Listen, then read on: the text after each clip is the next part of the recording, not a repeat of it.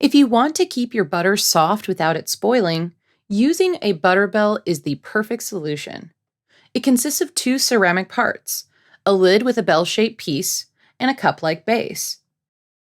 To use a butter bell, fill the base with water up to the fill line and leave a stick of butter out at room temperature until it softens.